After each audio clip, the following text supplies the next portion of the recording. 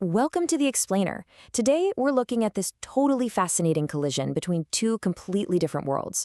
On one side, you have the macro-level strategies of the ultra-wealthy, and on the other, the micro-level reality of local housing markets. We're going to examine how global wealth mobility strategies actually rippled down to the very streets and neighborhoods that we live in. Okay, let's dive into this. So to really wrap our heads around this, we first have to look at how the ultra-wealthy view borders today. According to the Henley and Partners USA Wealth Report 2025, high net worth individuals, well, they aren't just looking to relocate anymore. Instead, they are actively collecting international access rights. They want to mitigate geopolitical risks, navigate these insanely complex international tax frameworks, and just ensure their businesses can operate seamlessly across the globe. It's not really about moving, it's about having the option to move, right there in your back pocket. And that brings us to a modern wealth phenomenon known as the sovereign portfolio. Basically, this is a strategic combination of residence permits and alternative citizenships. Think of it like this. A sophisticated investor might pair a residence right in an EU member state with citizenship in a completely different non-EU jurisdiction. Doing this diversifies their geographic footprint. It gives them unparalleled flexibility, security, and access to different markets, all without having to give up their primary citizenship. So, how does this build on what used to be the norm? Well, the old strategy for the wealthy was pretty simple, right? Get a single Plan B backup passport, just in case things went south at home. You bought a property somewhere, you got a passport, and that was that. But the new strategy? It's all about building this diversified, sovereign portfolio. It's highly sophisticated, multi-jurisdictional, and honestly, it treats citizenships exactly like a diversified stock portfolio. If one region suddenly faces a regulatory crackdown or economic instability, the investor is perfectly insulated because they hold assets in several other completely unrelated jurisdictions. Now, you might be wondering, how do they actually acquire these portfolio assets? Well, it's mostly through what are commonly called golden visas, or residence by investment programs. But the price of admission to Europe? It varies wildly. Portugal, which is a very popular option, requires a €500,000 capital transfer into investment funds.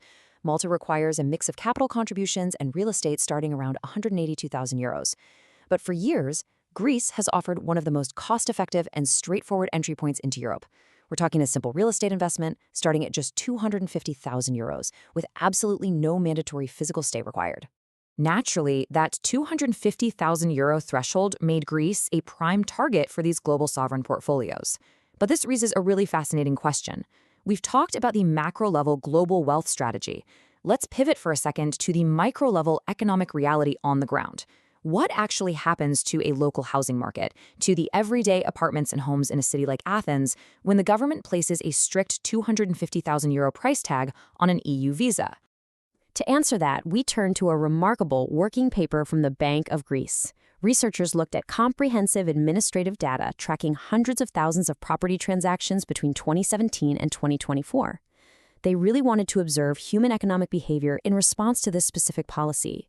And what they found is a textbook example of something economists call the bunching effect.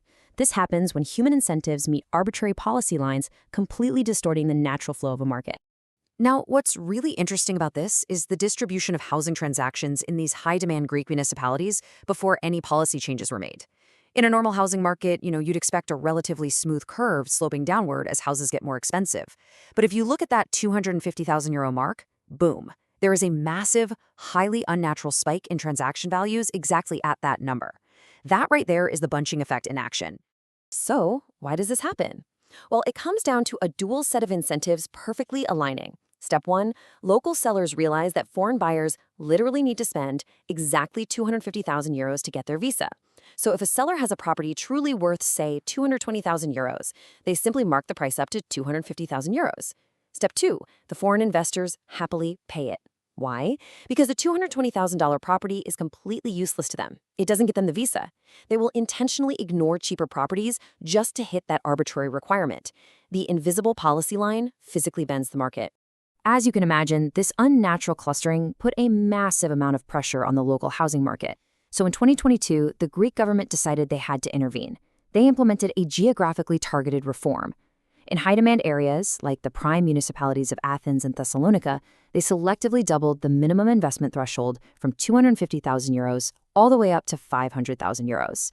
The goal here was to alleviate the intense market pressure in these specific overheated neighborhoods while basically leaving the rest of the country alone. So, the crucial point is what happens to the data after the reform. Looking at the exact same set of prime municipalities post-reform, the $250,000 mark looks completely different now. That massive, unnatural spike, it's completely gone. The clustering instantly vanished. By simply moving that invisible policy line higher, the government successfully erased the distortion at the $250,000 price point in these targeted neighborhoods. The market immediately obeyed the new rule. At first glance, this looks like a huge policy success, right? The overheating in prime areas at that price point cooled down. But, in economics, things are rarely that simple. We really have to ask, did the immense global demand for this European access right actually disappear? Or, because the policy was geographically targeted, did that demand simply pack its bags and move next door? And the data brilliantly illustrates the reality of the situation here. When we look at the untreated control areas before the policy change, these are the neighboring municipalities where the threshold was and actually remained €250,000. It looks like a totally normal market curve. But after the prime neighborhoods were bumped up to €500,000, something crazy happens in those neighboring areas. A massive new spike magically appears at €250,000. The demand didn't vanish at all, it just flooded right across the municipal border into the zones where the cheaper visa threshold still existed. This creates what researchers call the spatial ripple effect. When you create threshold-based policies, they basically act as powerful allocative instruments. The foreign demand simply reallocates across space to find the path of least resistance. Those untreated neighboring areas saw a massive surge in $250,000 transactions. The local market distortions didn't disappear at all. They were just pushed into new, previously unaffected neighborhoods. The global investor still gets their sovereign portfolio, but the local economic distortion just shifts to a new zip code. It's a pretty powerful reminder of how global capital can physically reshape local neighborhoods, no matter what country you live in. It's just a fascinating dynamic. Global wealth is incredibly fluid, constantly seeking out these highly specific, heavily regulated entry points to build their portfolios. But local housing? It's completely physical and static. When these two forces collide, the effects are profound and immediate. Which leaves us with this thought to ponder. If an invisible policy line can physically bend a local housing market, displacing demand from one town to the next, where will the line move next? Thank you for joining me for this explainer, and I look forward to diving into our next topic with you.